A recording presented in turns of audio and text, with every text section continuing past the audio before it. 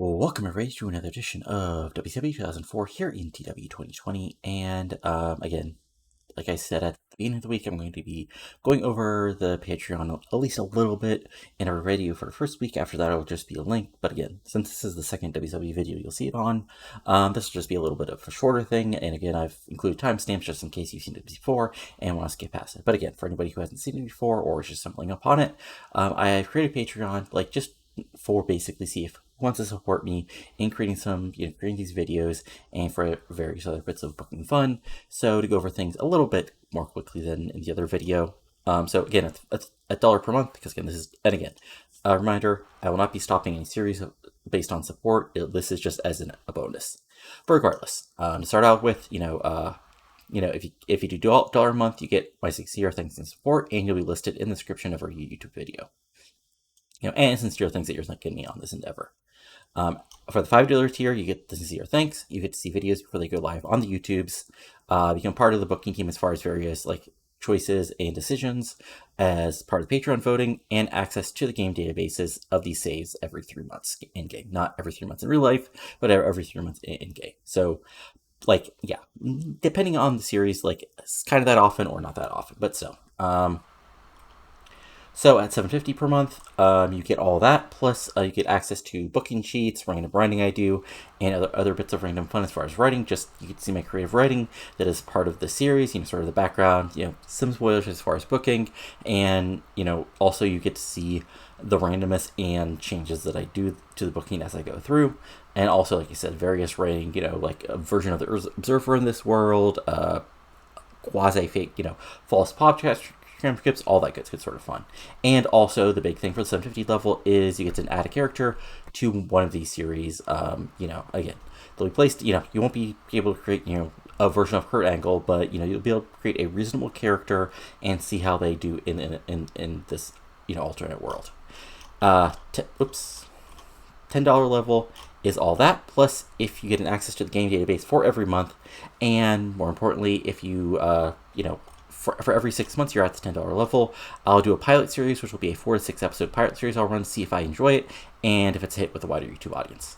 Then there's a $25 per month level, which again, I'm not expecting a ton of people to ever do, but if you do that for 2 months, you get to do another pilot series, and as long as you're giving me $25 per month, you get to choose storyline, and if it's possible, assigning 4 series per month. And then obviously, if you're a crazy person, you give me $250 per month, and hell, you can just have, you can just tell me to do whatever, short of something to kill the channel. Again, I want to do this just a little bit of a quicker video for this end of the week stuff, since obviously if you follow the series, you've already seen this before. But I just did still want to go put over, including the fact at $20 per month, I'll be committing to 5 videos every single week. Again, that'll be my goal every week, and if you notice, I've tried to do that every week, just sometimes life gets in the way, but if I'm getting paid $20 per month, obviously, I'll make a way. $40 per month, I'll add a new video series decided by the Patreons. At $60, I'll live stream my booking for one of my series decided by the Patreons on Twitch weekly. I might do that beforehand, but if it's at $60 per month, it'll be a dedicated stream, because of course, I'll be getting money for it, so I'll do it. But that's it. So, again, I'll include a timestamp to jump to the actual video, but, that's all you need to know about this.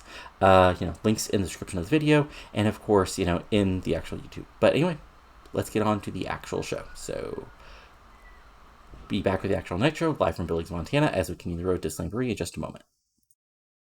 So yes, we're actually live from Billings, Montana, in front of 12,000 people for WCW Nitro, and we start out with a fun little 8-man pre-show tag team match, as a terrible pre-show tag match. The Roman Legionnaires and America's Most Wanted defeated Dustin Rhodes, Fit Finlay, and the Hart Legacy in 1443 when Chris Harris pinned Fit Finlay with a catatonic. This gets a 64. And honestly, yeah, the tag teams unfortunately don't have a ton to do right now, whereas Finlay are sort of on the downswing, and yeah, this just gets some time in ring time. Fit Finlay got a 45, Dustin Rhodes got a 64, Jack Evans got a 77, Teddy Hart gets a 58, James Storm gets a 66, Chris Harris gets a 62, Swinger gets a 40, and Romeo gets a 42. And yeah, Fit Finlay has a gimmick that's steel, but unfortunately, he's not long for this world as far as being a part of the show. What can you do? Anyway, let's go on to the actual show. So we start with Eric Bischoff, basically in his office, announcing that after the chaos of last week, he's booked a huge main event for tonight, as it's going to be the Chosen Few of Jeff Jarrett and Mark Jindrak teaming up with Deadpool of Macias and Morningstar to take on the wacky team of Vampiro in his in-ring turn, Kanyon, Sean O'Haire, and Chuck Palumbo in a huge 8-man tag team main event. He's also booked a few big matches for Slamboree, and those are as follows. First of all, it'll be Morningstar versus Vampiro.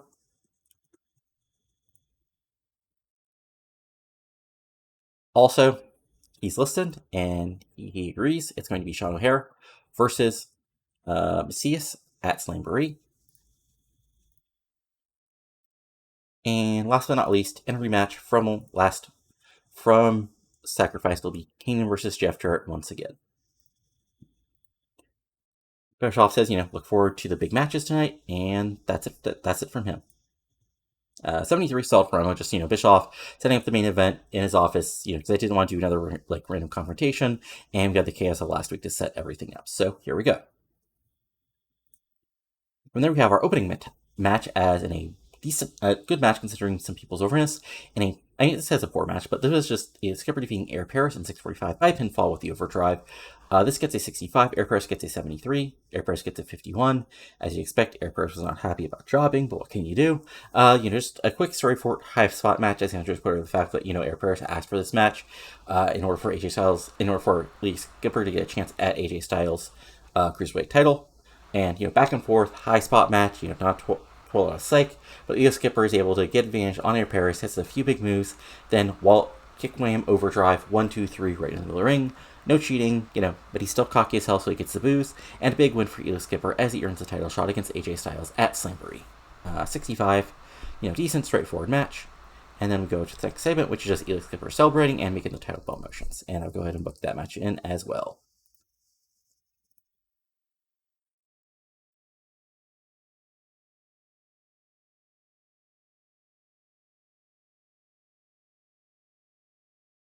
Yeah, 44, not the best because, he's not that overness, not a lot, but we'll get over things.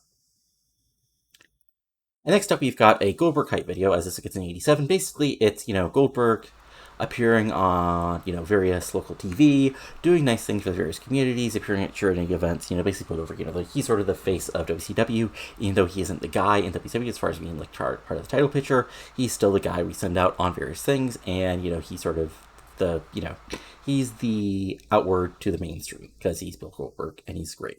There's a quick promo where he says, he's doing all this good stuff right now, to show the fans how great WCW is, but at Slamboree, he's going to get in a cage with Mike Awesome, and he's going to show why he's the man, and why Awesome is next. So there you go, decent little stuff, and this gets an 87, because Goldberg is great.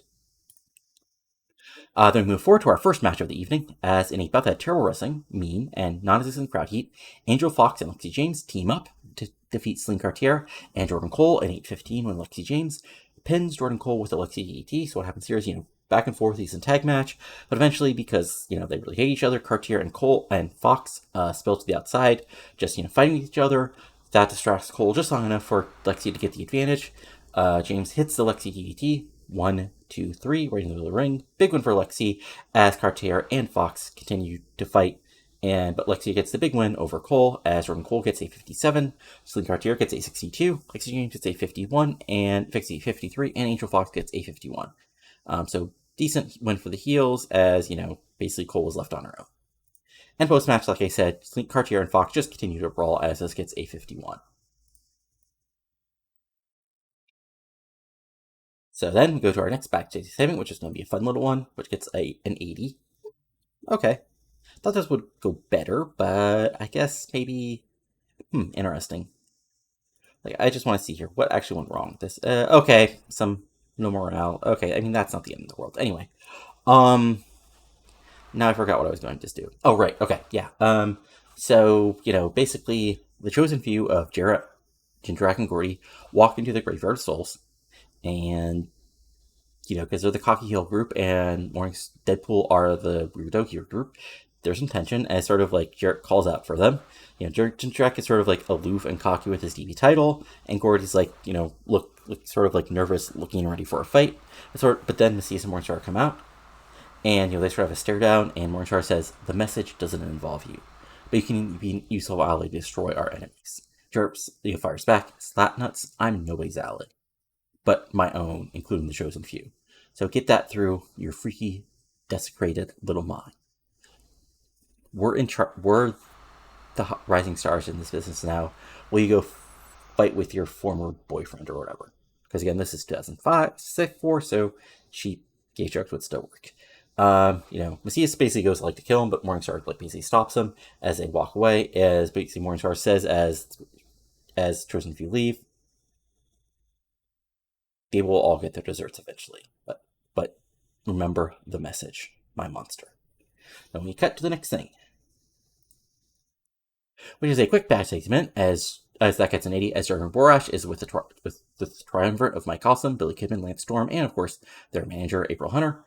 As they're unhappy about the Goldberg hype package, and Kidman jumps in and says, this basically proves our point that this is all part of how much WWE officials tilt the scales towards people like Goldberg and look past something like us. Look, you've got a great athlete like Lance Storm. You've got me, the greatest cruiserweight of my era, and an impressive force like Mike Awesome. But you don't do anything with us. But you send Goldberg out on every 2-bit morning show in America.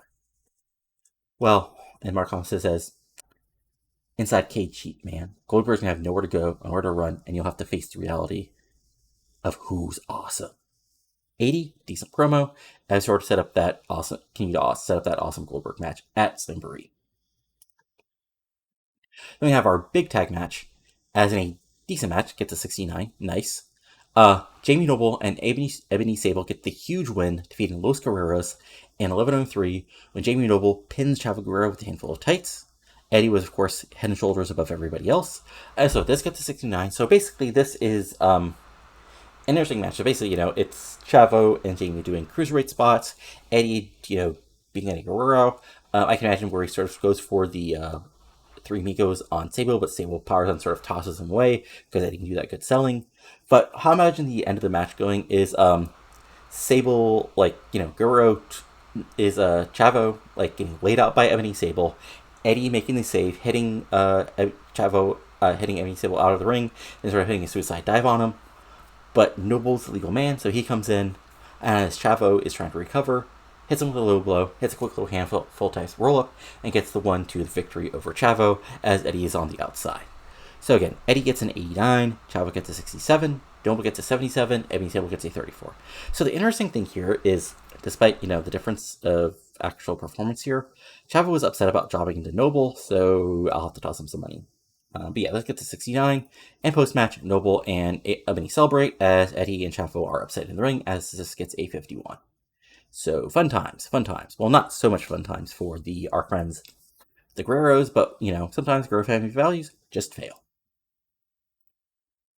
Then we go backstage with a backstage promo with the Tequila Cult, as, she makes this promo, which gets a 74, which is really freaking good, as, reminds people, she's the champion for a reason, and she's not really worried about who calls herself a so-called blue chip stock, because she's like BMW, excellent personified, and at Slamboree, all that's going to happen is like what's happened to everybody else. Armbar, snap, tap out, and still women's champion, Nikita Colt.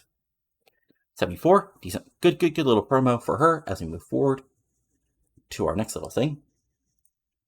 As we come back from commercial, and basically the ring and outside the ring area is set up with ladders, tables, and chairs as the announcers are confused, and then Booker's music hits, and he comes out with Charmel, and the big heel pop, as he says, he basically says, these are the tools of your trade, Hardy. You send people through tables, you fly off ladders, you leap through chairs, you do whatever, you cause chaos and disaster wherever you go. But that's not how you become world champion. That's how you can win some tag titles, that's how you can get a lot of flashbulbs on you, that you can get lots of attention. But this is about wrestling. This is about the world championship. And Seka, I fought fought through blood, sweat, and tears to win this title. So you're gonna have to take me on in a wrestling match. So this chair, and he sort of slams down to the ground, useless. This table, as he sort of walks to ringside, so with his mic on, as he just hits it with his ring singer King this ringside, and it splits, useless. this ladder and he pushes it over, you're not going to have to climb it because the belt's going to be at ringside, not high up, sucker. Because the reality is, Hardy, you're going to be facing me 6-time, 6-time, 6-time, 6-time, 6-time, 6-time world champion. And you're going to have to be a better athlete, a better wrestler, and a better man than me. And Seka, we know that's not happening. Now, can you dig that?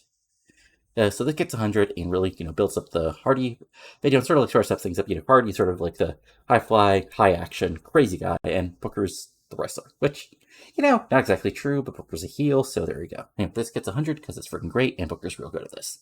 And this sort of like, is part of why I gave Booker the title. Then we have our very interesting backstage segment.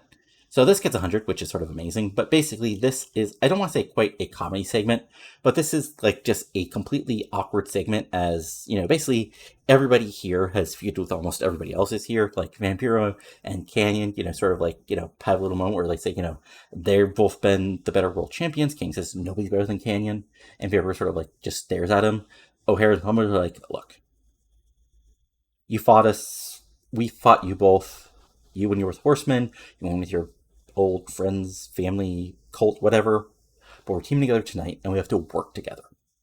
So, look, we're the ones who, you were with right beside Macias when you tried to friggin' ruin my career, so we should be the ones most upset. And everybody sort of stares at him again, and Stacey's Palumbo's like, but we've got one goal, and that's taking out our opponents tonight. Are you with us? Kanye's like, no better than Kanyon, I'm going to prove it tonight.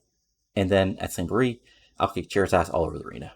And then Vampiro sort of looks at him and says, I'm not your ally, but what I am tonight is a weapon, so use me as that. O'Hare is sort of like confused and sort of nods, and Palumbo nods like, fine. You know what, you know better how to get out one on the season 1 star, so do that, and we'll take care of the rest of the light work. So 100, there we go, moves everything in there, sort of feud forward, and there we go.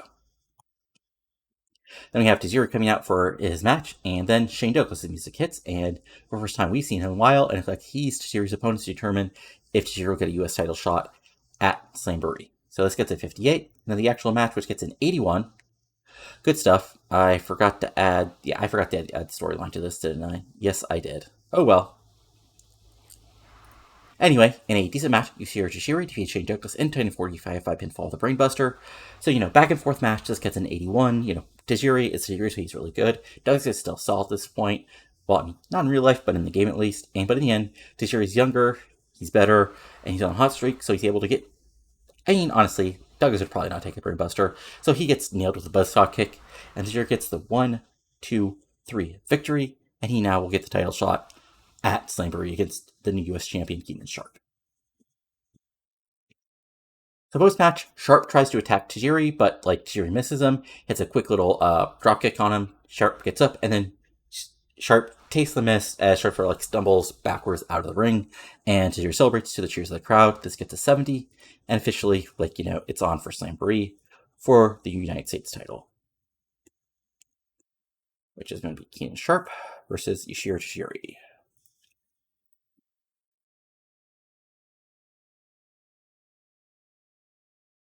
And also, I'll pre-book this in, even though, it's not for... It should be it's going to be Celine Cartier versus Angel Fox one more time. And I think that's basically... Yeah, there's one more match, I think, but that's basically the show. So this gets a 70, and then we go backstage where Eric Paris is says he's sorry about, but Styles isn't really, Styles wants some competition, so he's perfectly happy to face Elix Skipper. So they acknowledge, so everybody's still good friends here. And again, it's funny how when you actually get more over, you wrestle less on TV, so Styles hasn't wrestled on Nitro in a while, but what can you do? Anyway, this gets a 67 as we move forward to our next little segment. As Eddie is basically chasing, he's backstage, he's by himself, he's chasing after Knoble and Sable, and he's upset, and he's like, SA, you think that was, you got lucky, okay? You didn't beat me. You beat my nephew, he's great, but he's an former world champion. And I was like, oh. So, here's the thing. Win. Me. Lost. You. That's all I need to prove. Guerrero's like, no. You want to, if I'm truly great, you want to be truly accepted as the next big thing? Fine. Face me at Slamboree, and I'll show you what Guerrero family values me. Knoble agrees, and the match is on. And yep, there's our last huge big match. And if you know TEW, you might be able to figure out why I'm setting up this match. And if not, well, hope you enjoyed it as well. And so that little segment gets to 74, and now it's main event time. Which gets an 86, not our best thing, but, not our worst thing either. And Scott Hudson is, wow, I mean, might be time to move Hudson to Saturday night, move Janae back up to Nitro, maybe? Not sure, but anyway. In a super match, Kanyon, Vampiro, and Palumbo and Hair defeated Jeff Jarrett, Macias Morningstar, and Mark Jindrak in 12-17-58. When Kanyon pins Mark Jindrak with the Flatliner, I mean, is anybody surprised? Of the 8 people in this match, that's sort of you expect to do the job. Anyway, this is just a wild, chaotic car crash of the match. Vampiro goes after Macias and Morningstar. Kanyon goes after Jarrett. Jarrett tries to get the guitar involved, but Palumbo takes him out. O'Hare goes after Morningstar, but Macias then attacks O'Hare. Palumbo and Vampiro actually team up, but, they eventually, run into each other. Jarrett tries to go after Kanyon and even O'Hare, but O'Hare then attacks Jarrett, and everything, eventually chaos. It's 8-man all over. But in the end, Kanyon will hit Jindrak Flatliner right in the middle of the ring. 1, 2, 3. This gets an 86. Jindrak gets a 67. Morningstar gets an 84. Macias gets an 82. Jarrett gets an 86. Palumbo gets an 83. O'Hare gets an 84. Vampiro gets an 81. And Kanyon gets a 92. Really good stuff. And then post-match, what happened is, everybody is recovering, but, O'Hare and Macias are fighting, and eventually, Morningstar comes from behind after taking out Vampiro and drills O'Hare from behind, and Macias has O'Hare at the top of the ramp, and then he grabs O'Hare, kick, wham, crucifix powerbomb off the top of the ramp into sort of the chaotic tables. Everything sparks up. O'Hare bumps big. Crowd boos as Macias has just taken out Sean O'Hare once again to end the show. As this gets a 90, and overall the show itself gets a 90 as well. So really good show, really solidly building everything as we're heading towards Slamboree. As this loads up, let's see what Raw did, and then we'll go from there for the rest of the week.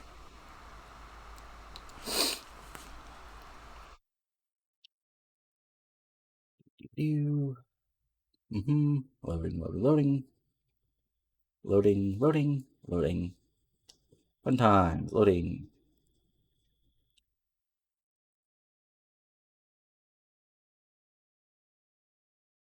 Alrighty. I mean, you're not wrong about Elix Skipper yet, but we're getting there. There's interesting. Oh yeah, this is kind of hilarious. Christian Cage has changed the wrestling style. He's now classified as a comedy wrestler. Ouch. That's unfortunate. Anyway, let's go to Raw real quick. So let's see what they did. Undertaker attacked Triple H. Farouk defeated Matt Hardy in Rikishi in a tables match. Okay. Benoit defeated Cody Hawk. William Hall and Richards defeated Kevin Nash and TNA. Trish Stratus defeated Ivory. Triple H defeated Nick Dinsmore in Arena 93. And the main event, Angle and Gunn defeated Shawn Michaels' Big Show in a cage match in 99, and they still got an 89.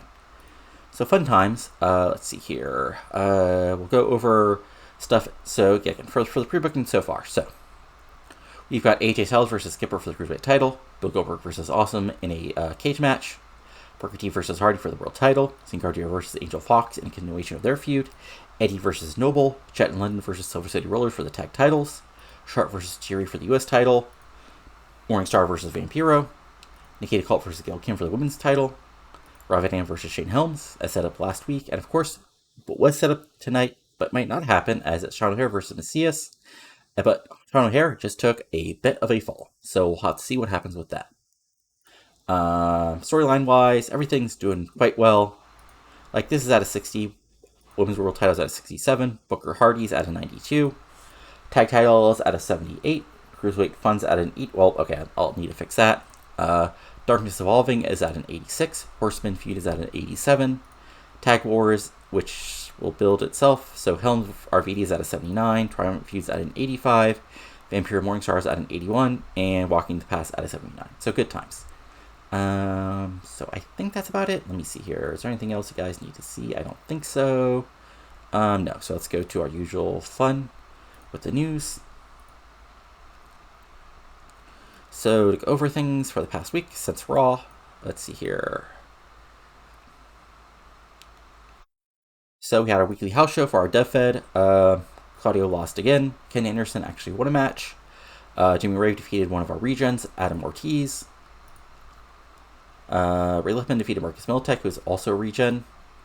We had, and yeah, that's about it for you, what you guys care about as far as the regens. We had big time wrestling, independent wrestling from Toronto, which was highlighted by Eric Young and Tyson Due having some matches.